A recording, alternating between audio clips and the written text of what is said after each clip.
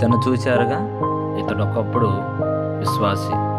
అయితే దేవుడు అతన్ని ఆశీర్వదించినప్పుడు అతడు దేవుని కంటే తన ధనానికే ప్రాధాన్యత ఇచ్చి లోక సంబంధంగా జీవితాన్ని నా కొనసాగిస్తున్నాడు. అంత డబ్బు నా అంత ఆస్తి ఈ చుట్టుపక్కల ఎవరికి లేదు.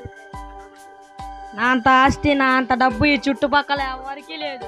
ఏ పని కావాలన్నా తొందరగా చేయించుకుంటా డబ్బులు ఇచ్చి.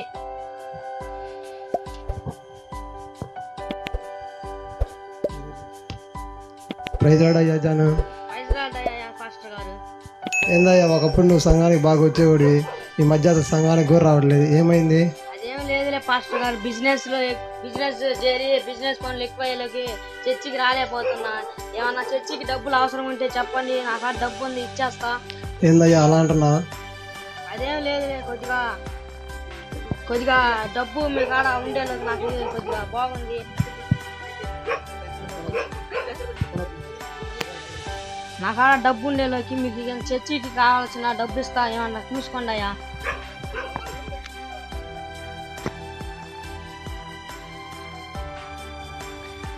ఇతను చూస్తున్నారుగా, ఇతను ఒక తాగుపోతు. తన తాగుడే సంతోషం. తమ కుటుంబం గురించి కానీ తమ జీవితం గురించి కానీ ఏ మాత్రం ఆలోచించడు. తను వచ్చిన డబ్బులన్నీ తాగుతూ తమ జీవితాన్ని కొనసాగిస్తున్నాడు. ఈ ముందు ఎంత బాగుందో, ఈ ముందాకు తింటే బాధ ఉన్న దుఃఖాలన్నా స్వర్గంలాగా అనిపించింది.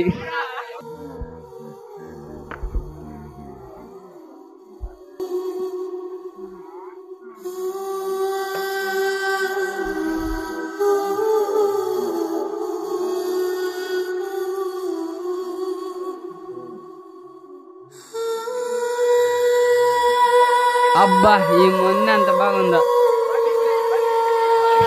వందనాలయ్యా శ్రీశాంత్. ఉన్నారు పాస్టర్ గారు. ఏందయ్యా, ఒకప్పుడు సంఘానికి వచ్చేవాడు, ఇప్పుడు ఇట్లా మారిపోయా. తాగి నువ్వు బాగుండేవాడు కూడా సన్నగా అయిపోయావయ్యా. ఇలా నువ్వు ఇంకా తాగుతా ఉంటే ఇంకా అనారోగ్య పాలయ్యే రోగాలు వస్తాయ్యా. నాది స్ట్రాంగ్ బాడీ, అలాంటి జబ్బులే మాకు రావు. మీరు బతుకులు చెప్పుకోపోండి.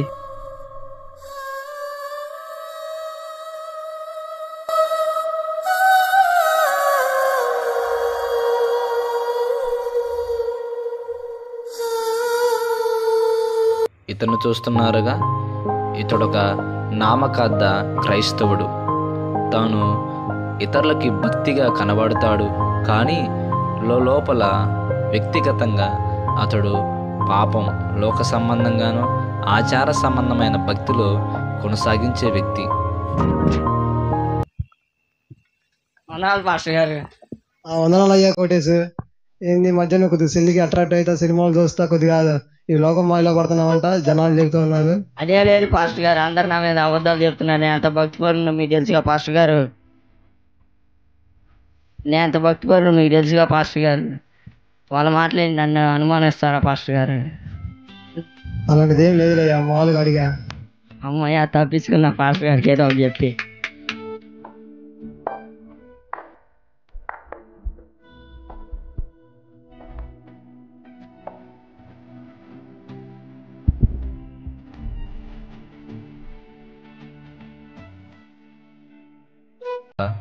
ఇతను చూస్తున్నారుగా, ఇతడొక నాస్తికుడు. అతడు దేవుడు లేడు, ఏమీ లేదు, నరకం లేదు.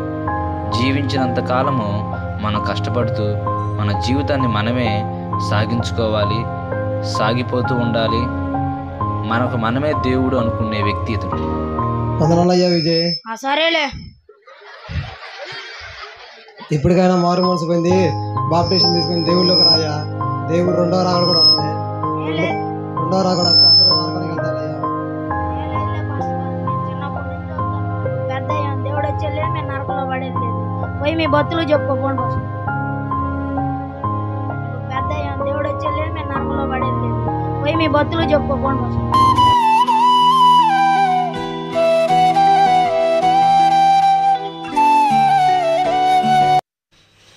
చూశారుగా, వీరు తమ జీవితాన్ని తమకు ఇష్టం వచ్చినట్లుగా జీవిస్తున్నారు. ఒకరేమో తమకు ధనమే శాశ్వతమని, మరొక వ్యక్తి తన తాగుడే సంతోషమని, మరి ఒక వ్యక్తి నేను భక్తి చేస్తున్నాను అనుకుంటూ నామకార్థ భక్తిలో కొనసాగుతున్నారు. మరి ఒక వ్యక్తి దేవుడు లేడు, దెయ్యము లేదు, నేనే దేవుణ్ణి, నేనే అనుకుంటూ తమ జీవితాన్ని కొనసాగిస్తున్నారు. అయితే ఇలాంటి వ్యక్తుల్ని దేవుడు ఎలా తన మార్గంలో నడిపించాడో తర్వాత భాగంలో చూద్దాం. అయ్యా 10 రూపాయలు ఉంటే దానం చేయండి అయ్యా, 2 రోజులైంది అన్నం తిని. అబ్బాయి ఇవంతా అక్కడ విన్నట్టుంది. అరే జాన్ నువ్వా? ఏందబ్బా ఇలా మారిపోయా? ఒకప్పుడు బాగా బిజినెస్ పని మీద ఉండేవాడివి.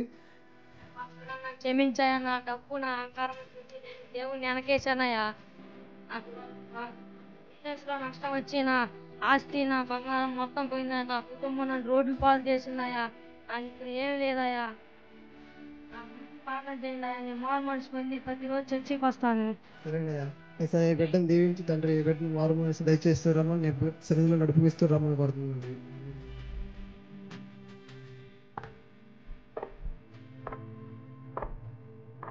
ఎవరో దగ్గుతున్నట్టుంది. పాపం పోయి ప్రార్థన చేద్దాం. పేరేందో కనుక్కుందాం. అబ్బా తమ్ముడు, నీ పేరేం పేరమ్మా? ప్రార్థన చేస్తా. నా పేరు విజయ్. విజయ్ నువ్వా? ఏంది ఎలా ఉన్నావు? ఒకప్పుడు నువ్వు అవి బాగుండేవాడి.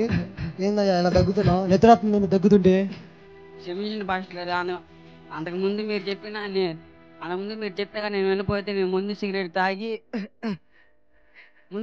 తాగి బ్లడ్ క్యాన్సర్ వచ్చింది. డాక్టర్ దగ్గర పోతే మేము చేయలేమని చేతులు ఎత్తేసారు. నా గురించి మీరే ప్రార్థన చేయాలా? సరేనయ్యా, కళ్ళు ప్రార్థన చేస్తాను. ఏసయ్య బిడ్డని ఎలా కట్టాలి నువ్వు దీవించి ఆశించారు. ఈ బిడ్డకి మంచి మార్మల్స్ దయచేస్తూ రమ్మని కోరుతున్నాను.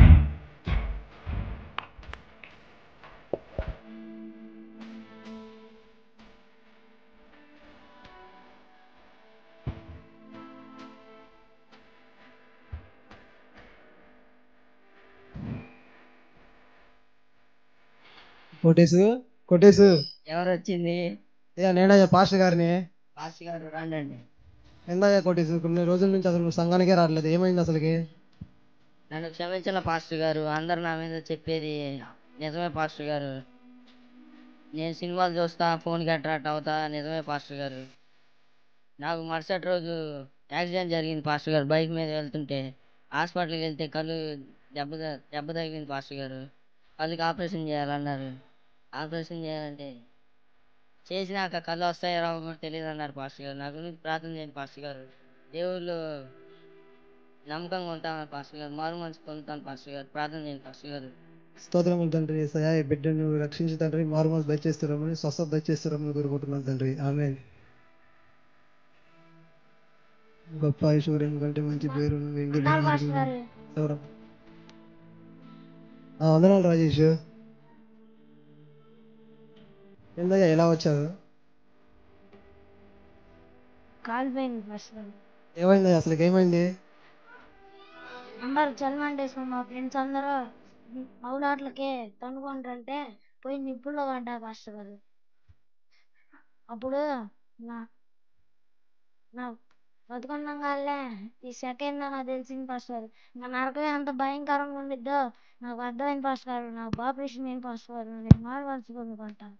సరేనా, ఇప్పటికైనా మనసు మార్చుకున్నా ప్రార్థన చేస్తాను. ఏసయ్య బిడ్డకి మంచి మారు మనసు దయచేస్తున్నామని, స్వస్థత దయచేస్తున్నామని కోరుతుందండి. ఆమేన్.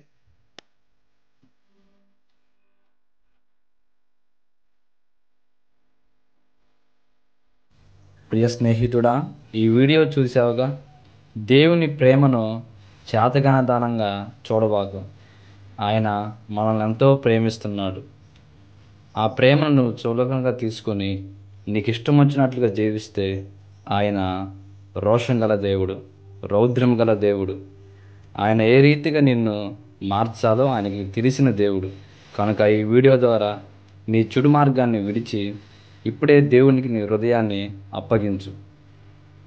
మా చిన్ని ప్రయత్నాన్ని ప్రోత్సహించండి.